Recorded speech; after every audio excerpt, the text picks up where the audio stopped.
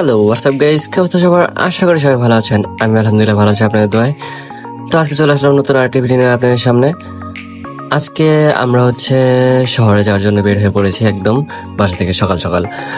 তো আজকে ভাবলাম যেহেতু শহরে যাচ্ছি আর মেডিকেলও কিছু কাজ আছে, তাই ভাবলাম যে আমাদের সিরাজগঞ্জের মেডিকেল নিয়ে আপনাদের সামনে ছোট্ট একটি ভিডিও তুলে ধরি। তো আর ভাবা চিন্তা বাদ দিয়ে আমরা সোজাসুজি একদম ভিডিও স্টার্ট করে দিই। তো আজকে ভিডিওর টপিক হচ্ছে আমাদের সিরাজগঞ্জের মেডিকেল কলেজ। তো রাস্তার মধ্যে আর বেশি কথা না বাড়ায় চলুন একদম মেডিকেল কলেজে দেখা করি। ততক্ষণ রাস্তার ভিতরে থাকুন।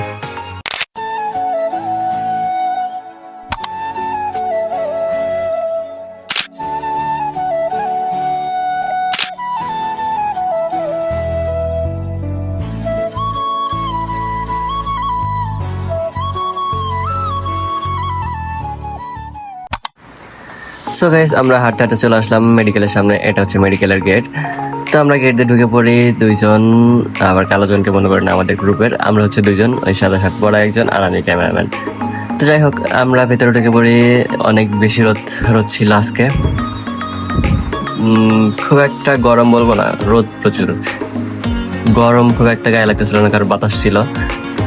যাই হোক, আমরা হাসপাতালের মধ্যে ঢুকে পড়ি। আর হাসপাতাল আসার রিজন হচ্ছে আমার ভাতিজার এক আত্মীয় হাসপাতালে ভর্তি, ওনাকে দেখতে আসা মেন উদ্দেশ্য।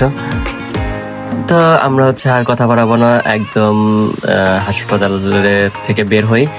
ততক্ষণ হাসপাতালের কিছু ভিউ দেখতে থাকুন আপনারা।